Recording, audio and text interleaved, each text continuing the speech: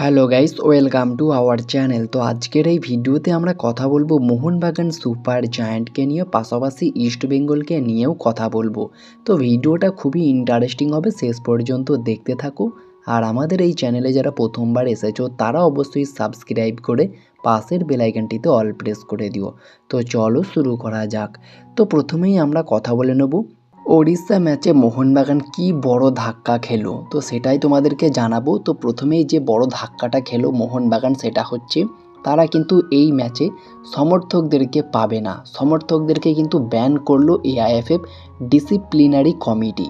আর কেন ব্যান করা হলো তার কারণ অনুযায়ী যেটা জানা গিয়েছে, শোনা যাচ্ছে মোহনবাগান ভার্সেস চেন্নাইয়ের ম্যাচ চলাকালীন যুব ভারতীর গ্যালারিতে মোহনবাগান সমর্থকদের একটু দুর্ব্যবহারের কারণে কিন্তু এই অভিযোগটা এসেছে, যার ফলে এআইএফএফ একটা শাস্তি সামনে রেখেছে মোহনবাগানের। আর এই শাস্তি স্বরূপ 6ই মার্চ ওড়িশার বিরুদ্ধে দর্শক শূন্য স্টেডিয়ামে খেলতে হবে মোহনবাগান সুপার জায়ান্টকে। তবে মোহনবাগানের এই ম্যাচটা কিন্তু তাদের হোম ম্যাচ নয়, এই ম্যাচটা কিন্তু ওড়িশার হোম ম্যাচ। কলিঙ্গ স্টেডিয়াম একটা অনুষ্ঠানের কারণে কিন্তু পাচ্ছে না, যার ফলে মোহনবাগানের মাঠেই এই ম্যাচটা হবে, যুব ভারতী ক্রীড়াঙ্গনে। সেই সূত্রেই কিন্তু এই ম্যাচটা মোহনবাগান তাদের ঘরের মাঠেই খেলবে, যেটা মোহনবাগানের জন্য একটা বড় অ্যাডভান্টেজ হলেও একটা বড় ধাক্কাও বলতে পারো এআইএফএফের তরফ থেকে, যে শাস্তি স্বরূপ মোহনবাগান কিন্তু এই ম্যাচটা দর্শক শূন্য স্টেডিয়ামে খেলবে।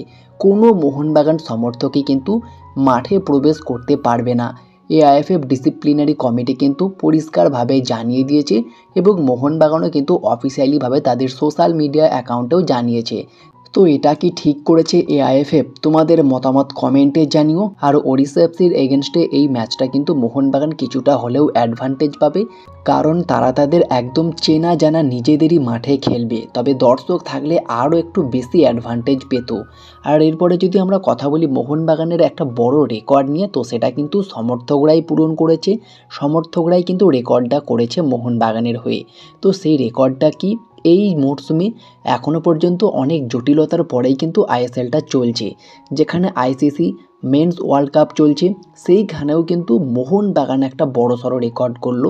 30,000 দর্শক কিন্তু হয়েছিল মোহনবাগান ভার্সেস মোহামেডান ম্যাচে। এমন দর্শক আর কোনো ম্যাচেই হয়নি। ইস্টবেঙ্গল জামশেদপুরের ম্যাচে কিন্তু 22,899 জন সমর্থক হয়েছিল। তবে সেটাকেও ছাড়িয়ে কিন্তু মোহনবাগান একটা বড় রেকর্ড করলো। 30,000 কিন্তু সমর্থক এই ম্যাচে উপস্থিত হয়েছিল যুব ভারতীতে। এই ডামাডোলের মধ্যে দিয়েও মোহনবাগান সমর্থকরা তাদের দলকে কতটা ভালোবাসে সেটা কিন্তু আবারও প্রমাণ করলো একটা ভালো রেকর্ডের মাধ্যমে। তো অবশ্যই মোহনবাগান সমর্থকরা এই ম্যাচটা দেখতে পেলে অনেক খুশি হতো।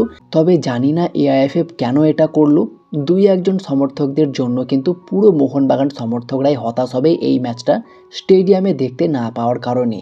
তো অবশ্যই এটা শুনে খুবই খারাপ লাগলো। এরপরে যদি আমরা কথা বলি এখনও পর্যন্ত আইএসএলের টপ স্কোরার, টপ অ্যাসিস্ট এবং টপ ক্লিনশিট গোলকিপারের নাম। তো প্রথমেই আমরা কথা বলে নেব টপ স্কোরারের নাম। তো টপ স্কোরারের তালিকায় এই মুহূর্তে ইস্টবেঙ্গলের নতুন স্প্যানিশ স্ট্রাইকার ইউসুফ এজ্জেজারি কিন্তু রয়েছে। 4টে গোল কিন্তু ইতিমুহূর্তেই করে ফেলেছেন তিনি। অ্যাসিস্টের তালিকায় টপ অ্যাসিস্টে রয়েছে মোহনবাগানেরই ভারতীয় তারকা অনিরুদ্ধ থাপা, 2টো অ্যাসিস্ট ইতিমুহূর্তেই করেছেন তিনি। আর টপ ক্লিনশিটে যে গোলকিপার রয়েছে সেটা বিশাল কাইত, মোহনবাগানেরই গোলকিপার। তিনি কিন্তু 2টো ক্লিনশিট করেছে ইতিমুহূর্তেই 3টে ম্যাচের মধ্যে। তো অবশ্যই একটা বড় রেকর্ড কিন্তু এখনও পর্যন্ত। লাস্ট ইয়ারও কিন্তু দারুণ ক্লিনশিট রেখেছিল এই বিশাল কাইত, গোল্ডেন গ্লাভস উইনারও হয়েছিল। তো অবশ্যই এই মরশুমেও আমরা আশাবাদী যে বিশাল কাইত গোল্ডেন গ্লাভস উইনার হবে। তো দেখা যাক, এখনও অনেক ম্যাচ বাকি, শেষ মুহূর্তে কি হয় সেটা এখন দেখার। এরপরে যদি আমরা ইস্টবেঙ্গলকে নিয়ে কথা বলি, তো ফাইনালি ইস্টবেঙ্গলে কিন্তু দুর্দান্ত বিদেশি যোগ দিয়ে দিল। তো সেই বিদেশিটা কে? তো সেই বিদেশিটা হচ্ছে ইস্টবেঙ্গলের আর্জেন্টাইন ডিফেন্ডার কেভিন সিভিল। আর কেভিন সিভিল কিন্তু চোটের কারণে ছিটকে গিয়েছিল। ফাইনালি তিনি ইস্টবেঙ্গলে ফিরে এসে রিহ্যাব শুরু করেছেন। আপাতত তিনি বল পায়ে অনুশীলন করছেন না, খেলতেও পারবেন না, তবে সাইড লাইনে রিহ্যাব কিন্তু করছেন। আশা করব খুব দ্রুত তিনি যেন মাঠে ফিরতে পারে। আর কেভিন সিভিল চলে আসলে ইস্টবেঙ্গলের ডিফেন্স লাইনটা কতটা শক্তিশালী হবে তোমরা বুঝতেই পারছো। এরপরে যদি আমরা কথা বলি মিগুয়েল ফিগুয়েরাকে নিয়ে, একজন ব্রাজিলিয়ান সেন্ট্রাল অ্যাটাকিং মিডফিল্ডার, বর্তমানে ইস্ট বেঙ্গলের হয়ে দুর্দান্ত খেলছে। আর এই মিগুয়েল ফিগুয়েরা এবং মোহনবাগানের রবসন রবিনো তাদের দুজনের একটা ভালো কম্বিনেশন, একটা ভালো যুগলবন্দি কিন্তু রয়েছে। তো সেই মিগুয়েল ফিগুয়েরার সঙ্গে কিন্তু ইস্ট বেঙ্গলের চুক্তি শেষ হয়ে যাচ্ছে এই আইএসএলটার পরেই। তো মোহনবাগানের কাছে একটা বড় অপরচুনিটি থাকছে একজন প্রপার প্লে মেকারকে নেওয়ার জন্য, একজন সেন্ট্রাল অ্যাটাকিং মিডফিল্ডার যিনি জনি কাউকো, হুগো বুমোস দুটো প্লেয়ার মিক্স করে যে প্লেয়ারটা হবে সেটা হচ্ছে এই মিগুয়েল ফিগুয়েরা। তাকে যদি মোহনবাগান নেয় সবচেয়ে বেস্ট একটা ডিল কিন্তু হবে, বড় বাজিমাত হবে। তো তোমাদের কি মনে হয় মিগুয়েল ফিগুয়েরাকে কি নেওয়া উচিত? রবসন মিগুয়েল জুটিটা কি মোহনবাগানের বেস্ট হবে? অবশ্যই কমেন্টে জানিও।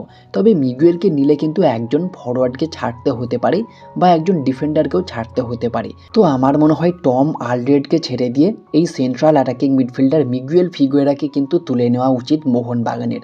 একটা বড় সড়ো অফার দিয়ে নিয়ে আসলে অনেক বেটার হবে মোহনবাগানের জন্য, সবচেয়ে বেস্ট ডিল কিন্তু হতে পারে। তো তোমাদের কি মনে হয় মিগুয়েল ফিগুয়েরাকে কি নেওয়া উচিত?